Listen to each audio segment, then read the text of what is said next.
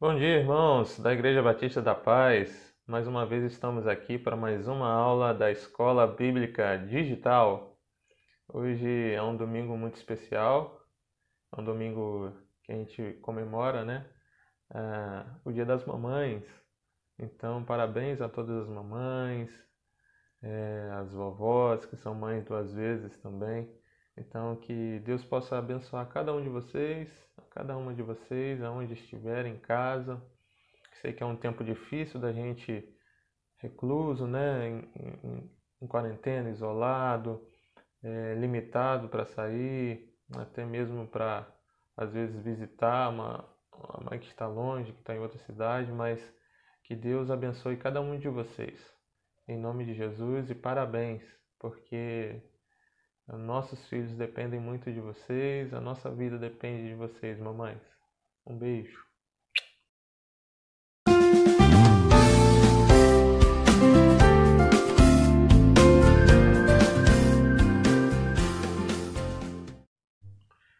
Vamos lá, mais uma aula da Escola Bíblica Digital. Estamos na lição número 5. Então já completamos 4 lições. Então é com muita alegria que a gente completa um mês, né? 4 semanas completas aí de Escola Bíblica Digital, esse projeto que começou e tenho certeza que tem abençoado as nossas vidas. Semana passada, o pastor Anísio deu uma palavra maravilhosa sobre o Cristo cósmico, né? Tivemos também a irmã Rossana fazendo a EBD ao vivo, o irmão Mário, e vamos continuar. Prossigamos em crescer e aprender a palavra de Deus no que é nos proposto como edificação, edificação do corpo de Cristo. E nessa manhã a gente vai tratar de um assunto, vai falar, vai compartilhar, vai relembrar e vai aplicar nas nossas vidas um tema que se chama reconciliação. Então, o tema, o título, né, dessa lição número 5 é Jesus, a mão amiga de Deus. Jesus, eu posso dizer com as minhas palavras, né, poderia dizer que o título dessa mensagem, dessa aula seria Jesus, a nossa reconciliação em Deus. Amém, queridos? O texto proposto está lá em 2 Coríntios, o texto base, né? 2 Coríntios, capítulo 5, versículos 18 ao versículo 20. Vamos lá, vamos pegar nossa Bíblia e vamos abrir lá no texto bíblico de segunda carta aos Coríntios, capítulo 5, versículos 18, 19 e 20. Vamos lá.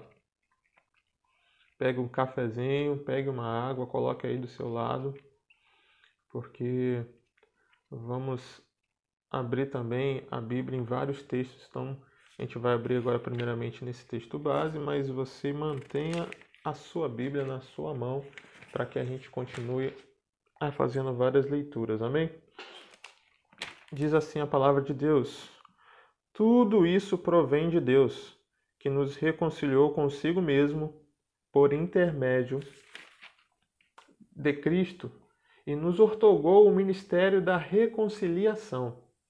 Pois Deus estava com Cristo, reconciliando consigo mesmo o mundo, não levando em conta as transgressões dos seres humanos, e nos encarregou da mensagem da reconciliação. Portanto, somos embaixadores de Cristo, como se Deus vos encorajasse por nosso intermédio. Assim vos suplicamos, em nome de Cristo, que vos reconcilieis com Deus. E vou acrescentar o versículo 21 para a gente terminar a leitura do capítulo, que diz assim: Deus fez daquele que não tinha pecado algum a oferta por todos os nossos pecados, a fim de que nele nos tornássemos justiça de Deus.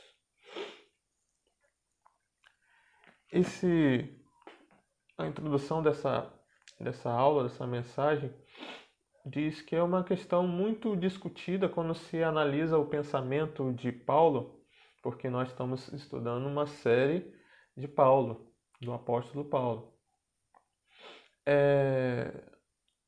muito discutida entre os teólogos, entre a academia, qual seria o centro, o ponto básico do conteúdo da mensagem de Paulo nas suas cartas, nos seus livros que compõem a maioria do Novo Testamento, como a gente estudou.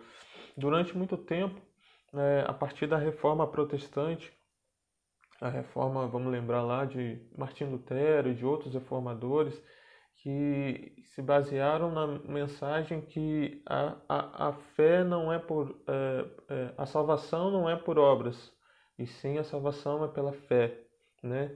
Somente a Escritura, somente ao ouvir a palavra gera a nós a fé para que possamos nos converter dos pecados e assim, através da obra de Cristo em nós, a gente ser salvo pela graça.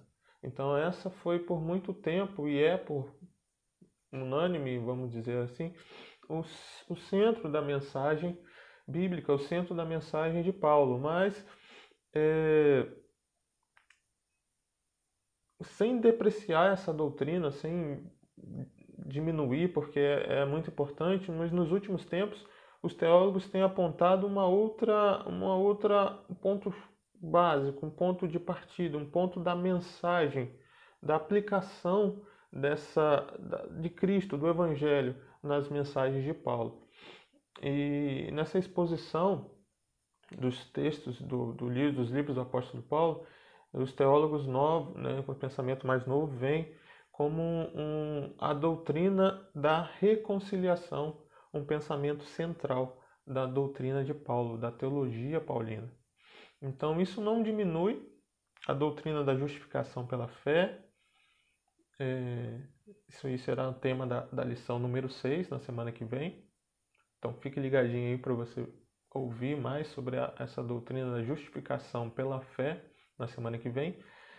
E pelo contrário, né, essa questão da doutrina da reconciliação, ela amplia esse conceito básico que a gente deve ter de que a nossa vida ela é religada, ela é reconectada em Deus através de uma pessoa, de somente um caminho, somente uma verdade e somente um que tem a vida para nos dar, que é Jesus Cristo. Então, hoje nós vamos vamos falar um pouco sobre a doutrina da reconciliação, apontada em alguns textos de Paulo, lá como esse texto básico em 2 Coríntios, temos também textos em Romanos, Colossenses, texto também de Tiago, né? Então, vamos lá.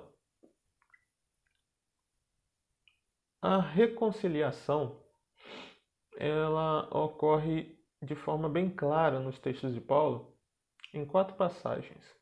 Então vamos ler aí 4 textos. Anote aí para você anotar na sua Bíblia, para você pesquisar depois, ler depois, e nós vamos ler aqui, mas você meditar, você pedir a Deus iluminação, em nome de Jesus. Vamos lá, então.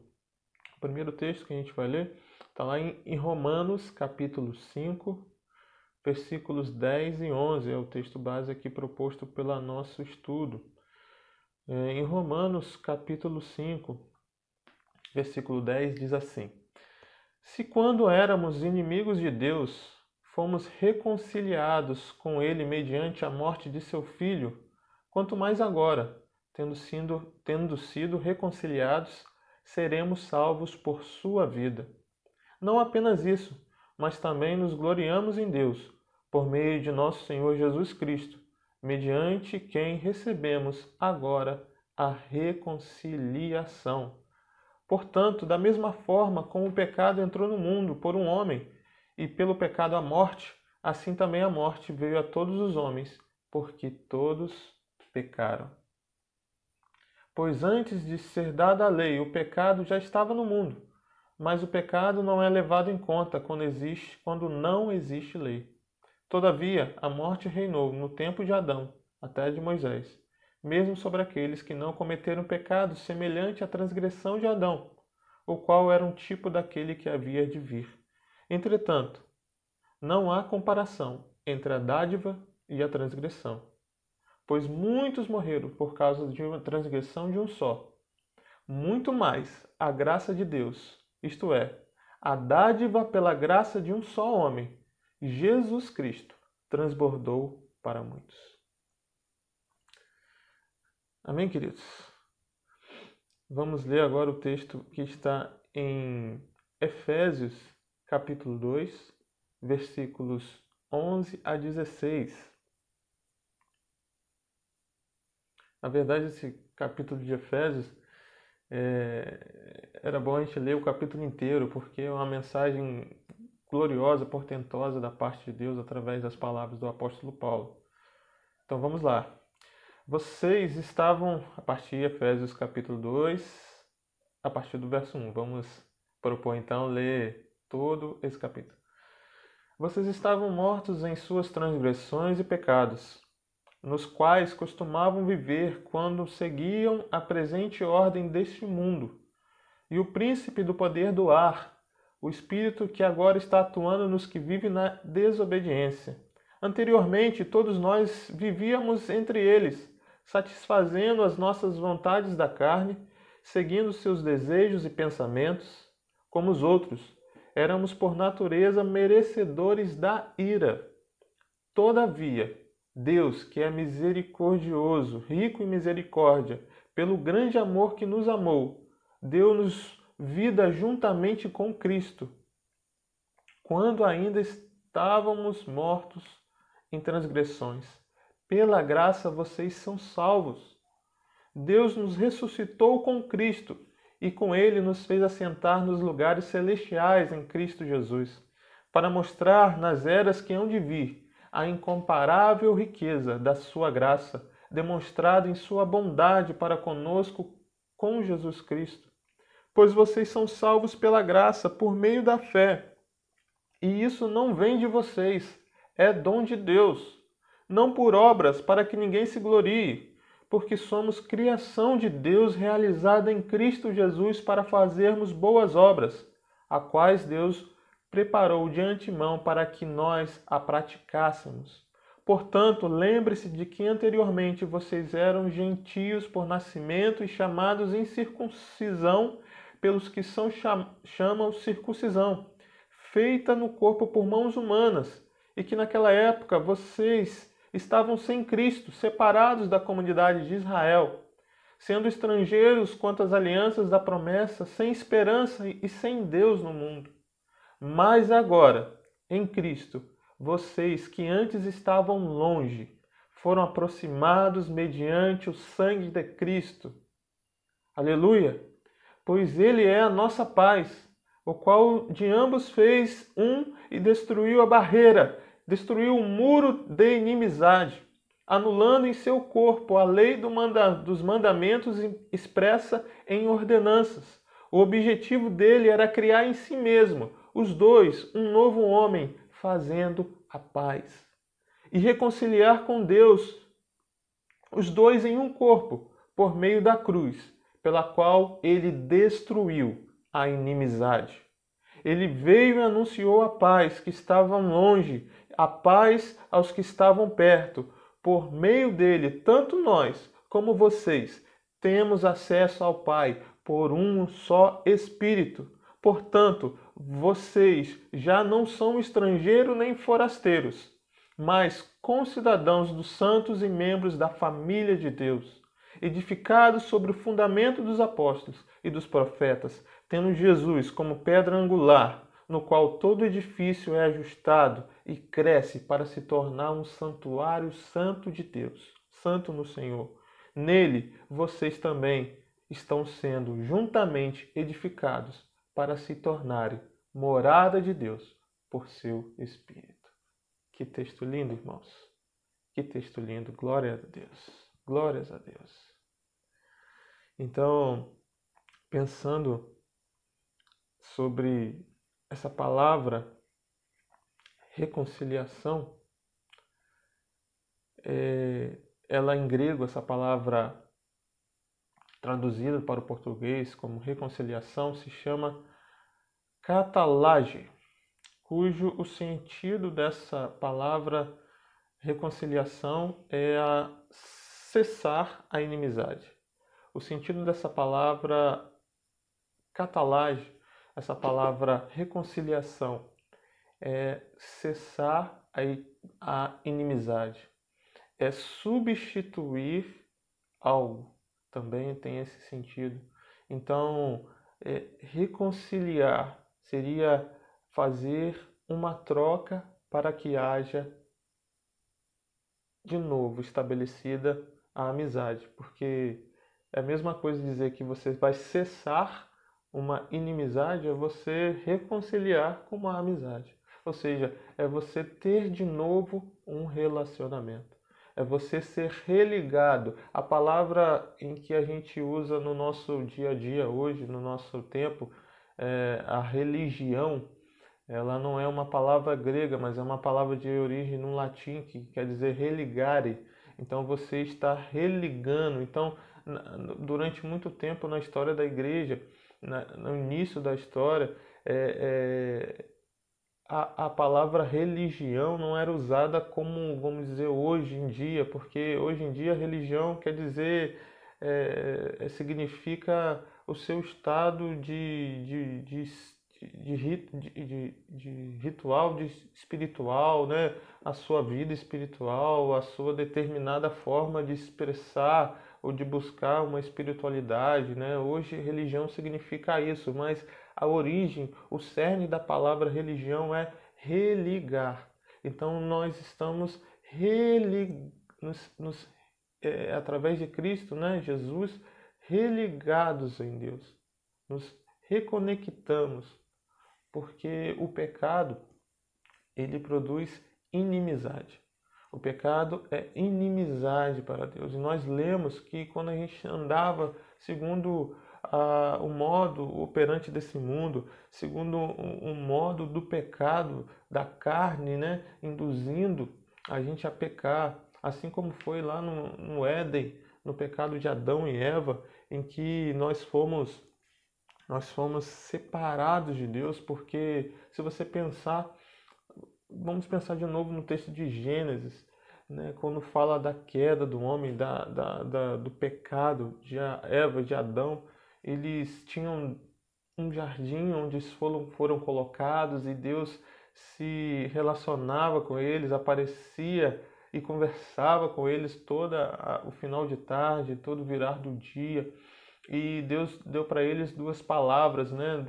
Dois mandamentos, vamos dizer assim. Eu pude pregar na igreja também falando um pouco sobre isso, sobre que o sentido da palavra mandamento no hebraico quer dizer palavras de Deus, ensinos de Deus, né? Para que a gente não erre, que a gente não tropece. Então Deus falou com Adão e Eva: vocês não podem comer da árvore do conhecimento do bem e do mal que está no jardim, mas lá também tinha uma outra árvore que se chamava árvore da vida. Então eles poderiam comer a árvore da vida. Então Deus falou: vocês podem comer de todas as árvores, inclusive a árvore da vida. E tinha um relacionamento com Deus, mas da árvore do conhecimento do bem e do mal não.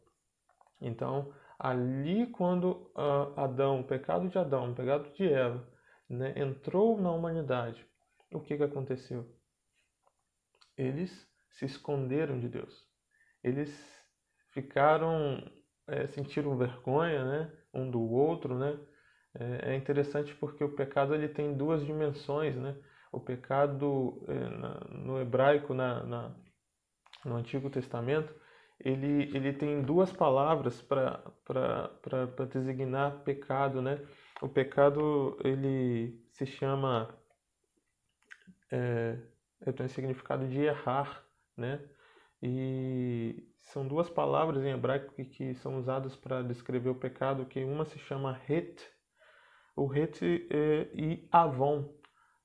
É o mesmo avon desses cosméticos aí que a gente vê. Mas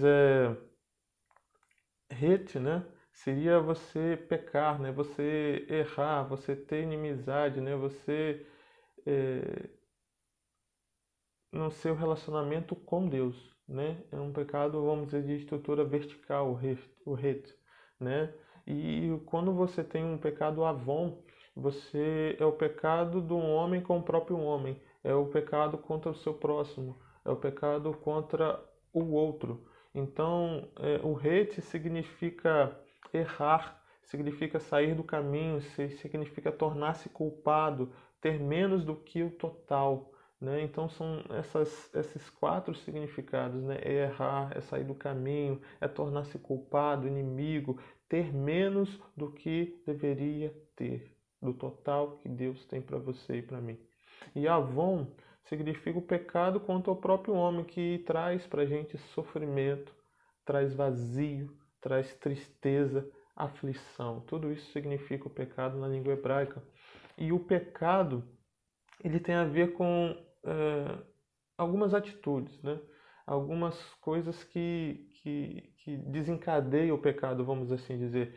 O que gera no coração do homem esse desejo de pecar, o que gerou lá em Adão e Eva o primeiro desejo, esse pensamento de comer de uma árvore que Deus falou que não era para comer. Então, são atitudes do pecado, ela é uma atitude egocêntrica. Egocêntrica é você pensar em você mesmo, no seu próprio ego, em você satisfazer a você mesmo. Então, o segundo é a arrogância, né?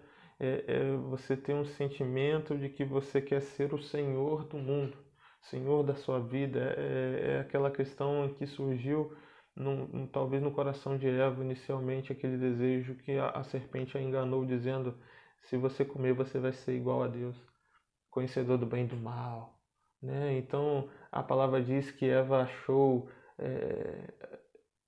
olhou para aquele fruto e falou assim: nossa, isso aí parece ser bom, né?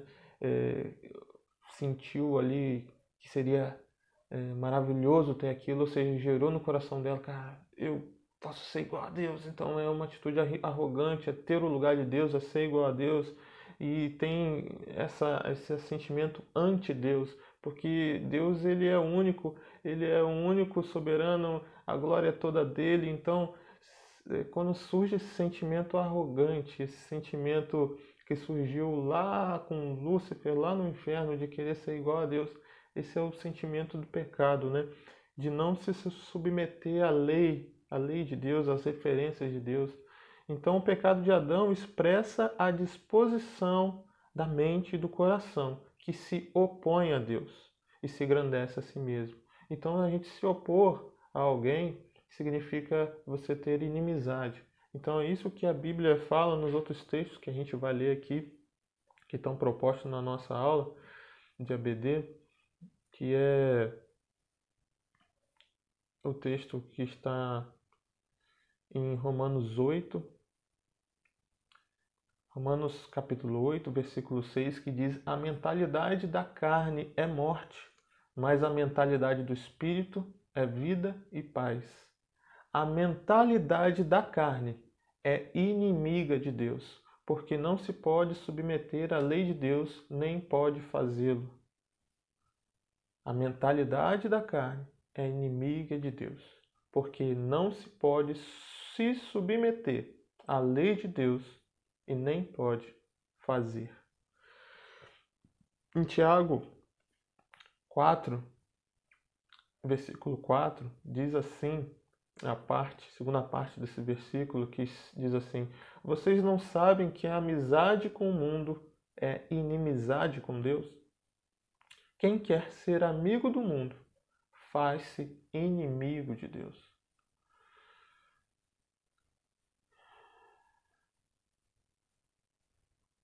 Irmãos, amigos, queridos, as pessoas que estão nos acompanhando,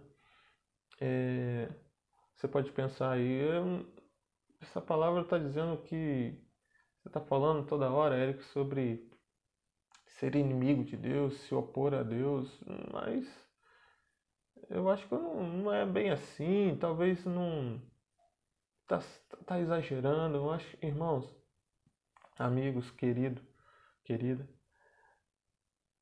todos pecaram e todos carecem da glória de Deus. Todos carecem do perdão de Deus. Todos carecem da reconciliação em Deus. Então é uma hora para a gente pensar, a gente fazer uma autocrítica, colocar no nosso coração novamente se temos sido inimigos de Deus, se você tem sido inimigo de Deus. Porque o texto é bem claro aqui, que diz que a amizade com o mundo é inimizade com Deus. Olha só que Que palavra para a gente poder refletir. A amizade com o mundo é inimizade com Deus. Temos sido amigos do mundo, amigos das práticas do mundo, práticas mundanas.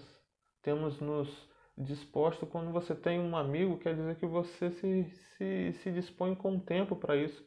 Você se doa nisso. Você tem um relacionamento profundo com isso. Então, se temos sido mais amigos do mundo, ou seja, das coisas desse mundo, dos prazeres desse mundo do que em Deus, nós somos inimigos. Não tem como dizer que não. Então precisamos ser. Essa palavra é uma palavra de exortação para mim, exortação para nós. Que nós, em Cristo, somos religados em Deus novamente. Nós somos religados em Deus novamente. A ênfase do Novo Testamento, ela é em que o homem deve se reconciliar com Deus. Essa é a mensagem. Essa é a mensagem do Evangelho. Jesus, a nossa boa nova, que nos religa, que nos reconecta a Deus. Porque Ele é, como o texto bíblico diz, Ele é a água da vida, Ele é o pão da vida, né? Então, é o pecado que causa a inimizade entre Deus e o homem. Cristo morreu para levar os nossos pecados. Isaías vai dizer que pelas suas pisaduras nós fomos sarados, que o castigo que era contra nós estava sobre ele. Então é Cristo que levou os nossos pecados. E não há motivo para continuarmos em inimizade. Somos chamados a sermos amigos de Deus. E a maior expressão do amor de Deus é que Ele quer se relacionar com a gente novamente. Ele criou esse plano de salvação, de redenção, de reconciliação, para que a gente pudesse se tornar amigo dele novamente. Então, não há mais motivos para se manter-se afastado de Deus. Ele nos reconciliou em Cristo e nos oferece a mão da amizade. E a nós compete aceitar a sua mão amiga. Então há nessa reconciliação, né, em que há de novo se reatar da amizade, há de que as duas partes se reencontrem. Então Deus fez a sua parte. Deus fez a sua parte enviando a Cristo, se tornando homem e morrendo e sofrendo numa cruz, mas ainda mais, ressuscitando ao terceiro dia, vencendo a morte, que é a consequência do pecado. Que essa morte é a separação de Deus. Então Cristo, ele vem com essa parte da reconciliação feita por ele, pela sua graça. Então compete a nós aceitarmos essa proposta de amizade nova com Deus em Cristo, o aceitando como Senhor Salvador da nossa vida, nos convertendo dos pecados, nos arrependendo através do seu Espírito, compreendendo que somos e temos atitudes que nos afastam, que nos fazem inimigos de Deus. E por meio de Cristo, recebendo o perdão dos pecados, somos de novo religados em Deus. Há uma vida com Deus e temos a promessa da vida eterna, que é viver eternamente com Deus novamente, né? Então, essa é a proposta da mensagem da reconciliação. À igreja compete essa compreensão em que o texto de Paulo de 2 Coríntios vai falar que nós somos ministros da reconciliação. Então a igreja compete essa compreensão de que à medida, a partir de que somos salvos, a partir de que somos reconciliados em Deus, se tornamos agentes de Deus nessa terra para gerar em outros essa reconciliação. Uma consequência da nossa experiência de encontro com Deus, de transformação de vida, de uma nova esperança, ela se traduz na gente levar essa boa nova para alguém. Se traduz da gente, como igreja, continuar cumprindo a missão, que é pregar o evangelho a toda criatura, língua, nação, toda língua, nação, raça. A gente pensa que pode ser uma coisa imensa ter que sair pregando para o mundo inteiro, se tornar missionário, não, mas você precisa, talvez seja isso, talvez seja seu chamado, mas o mais importante é que a gente seja um agente da reconciliação de Deus na nossa família, no nosso círculo de amizade, no nosso trabalho, com quem a gente tem relacionamento. Eu ouvi essa semana uma mensagem do pastor Luciano Subirá, em que ele falava sobre isso, sobre ser agente de reconciliação, se tornar agente de reconciliação de Deus nessa terra. E ele contou um exemplo de uma ovelha dele, que ele estava tendo um aconselhamento, em que a pessoa falou assim: mas eu não sei falar direito, eu não sei como conseguir me expressar, de falar do evangelho para alguém. E Luciano Subirá falou assim uma coisa interessante que eu achei. Ele falou assim: olha, não é desculpa isso. Se você não sabe falar, pelo menos chama a pessoa para vir e para que eu fale com ele. Ou seja, se você ainda não tem aquele jeito, aquele manejo todo, ainda que você não se acha que você não consegue, você pode simplesmente convidar alguém, né? Uma estratégia de convidar alguém para assistir esses cultos que a gente está transmitindo pela internet, convidar alguém para ir na igreja quando a gente retornar a se reunir, a ter essa comunhão, né? Nós temos os cultos de domingo à noite como cultos evangelísticos, que a gente convide alguém, mesmo que você fale assim: eu não sei falar, eu não sei, eu não consigo, mas será que você não consegue pelo menos convidar uma pessoa para ir à igreja? Convidar a pessoa a ver um vídeo. Então é essa noção, essa transformação da nossa mente que a gente tem que ter, que somos assim que Deus nos reconcilia em Cristo. A palavra de Deus em 2 Coríntios 5, que a gente leu, nos torna agentes dessa reconciliação. Nos torna embaixadores, essa é a palavra. Embaixadores de Cristo nessa terra. Amém, queridos? Para a gente concluir, para pensar e agir, estamos separados de Deus por causa dos nossos pecados, somos inimigos dele, porque ele é santo. Essa inimizade foi criada por nós e desfeita por ele na cruz. Aleluia. Em Jesus, Deus nos chama à reconciliação e nos oferece a sua amizade. Nada há que possamos fazer que venha nos reconciliar com Deus. Não há nada humano que poderia fazer isso. Ele fez a reconciliação. Deus fez a reconciliação. Jesus é a reconciliação. É obra dele. A parte ofendida, a parte de Deus, que estava ofendida, tomou as medidas para acabar a inimizade. E a nós cabe aceitar o seu gesto de amor. Deus quer voltar a andar com os homens como fazia no Éden. Em Jesus, ele veio habitar conosco e quer ser o nosso amigo. Jesus é Emmanuel. Emmanuel quer dizer Deus conosco. Deus habitando, andando, nos se relacionando, vivendo conosco, no meio de nós. A igreja tem a responsabilidade de anunciar ao mundo que há uma reconciliação proposta por Deus e chamar as pessoas a fazerem as pazes com Ele. Evangelização e missão são a igreja dizendo ao mundo que Deus estende a mão amiga na pessoa de Jesus Cristo. Amém, irmãos? Uma vida sem Jesus é uma vida de desespero. Posso falar pelo um testemunho pessoal. Eu conheci o Senhor com 21 anos, no local de trabalho, convidado por um colega de trabalho para ir ao culto numa plataforma. Ele não precisou falar muita coisa e aquilo ficou soando na minha cabeça, no meu coração, ardeu no meu coração de uma forma diferente, de que eu teria que ir naquele culto porque esse colega, esse amigo, né, Ele me fez um desafio, ele falou, se você tiver coragem, você vai lá hoje no culto, e aquilo me deixou constrangido, me deixou, o que é isso que ele está falando? Então eu tive essa coragem, eu fui lá.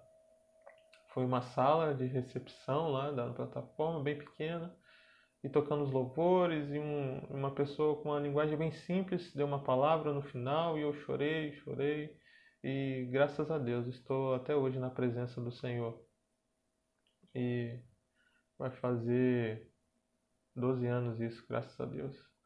Então, eu tinha, apesar de ter uma vida estabilizada financeiramente, porque eu tinha, imagina, 20 anos, você ter uma estrutura financeira concursada, né, no concurso público, com um bom salário, fazendo faculdade, tendo amigos e uma família, né? Sempre morei com meus pais, minha irmã, mas dentro do meu coração havia a falta de algo. Havia um sentimento de não pertencer, né? Esse sentimento de estar desconectado, né?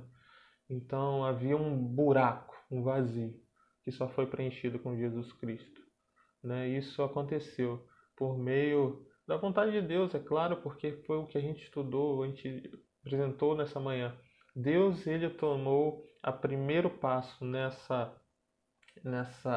nessa empreitada em Jesus Cristo de reconciliar, de religar um homem a Deus, né? Então, quero dizer que na minha vida, né, no meu testemunho de vida, houve a participação de alguém, como também na sua, né? Se você pensar na sua vida cristã, você vai lembrar de alguém que te convidou para ir na igreja, te convidou para ler um versículo, te convidou para fazer uma oração, te intercedeu por você, te abraçou, cuidou. Então, igreja, nós temos que continuar esse ministério da reconciliação, porque é assim que vidas são transformadas. É assim a mensagem do Evangelho, que é Jesus Cristo, chega a todas as pessoas. É através de eu, de você, de nós como igreja. Amém, queridos? Um grande abraço, que possamos meditar ainda mais na palavra de Deus e que tenhamos a consciência que somos embaixadores de Cristo. Vamos orar nesse momento? Pai, obrigado por essa manhã, obrigado por esse estudo, a qual nos revela novamente, Deus, que o Senhor nos ama, que o Senhor nos aceita, ó Deus, e quer, Deus, que nós sejamos seus amigos novamente. O Senhor, Deus, fez todas as coisas. O Senhor enviou seu Filho, o Senhor sofreu na cruz por nós, levou os pecados na cruz por nós, a culpa, ó Deus, a transgressão, o Senhor aniquilou na cruz, e que ao terceiro dia o Senhor ressuscitou, vencendo a morte, que é a consequência do pecado, e tem proposto para nós uma nova vida em Cristo, uma vida de bênção, uma vida de paz, uma vida de paz. Ó Deus, em nome de Jesus, que cada pessoa que possa estar ouvindo essa mensagem possa estar compreendendo que em Cristo essa desconexão contigo, essa inimizade pode ser desfeita e que em Cristo somos religados no Senhor. Em nome de Jesus. Obrigado e nos abençoe. Amém.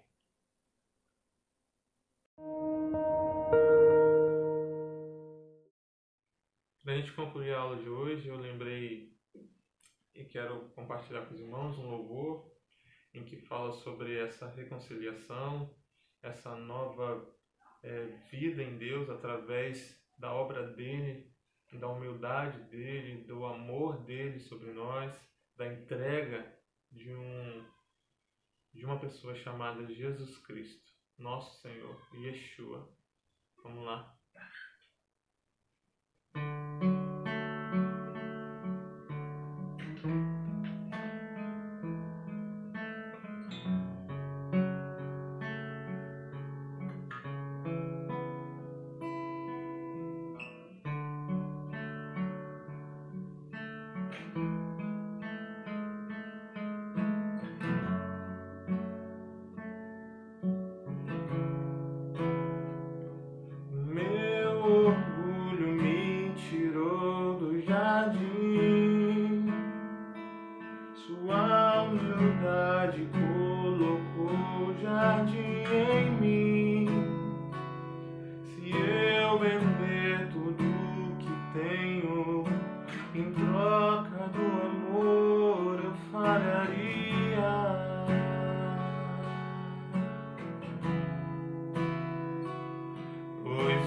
amor.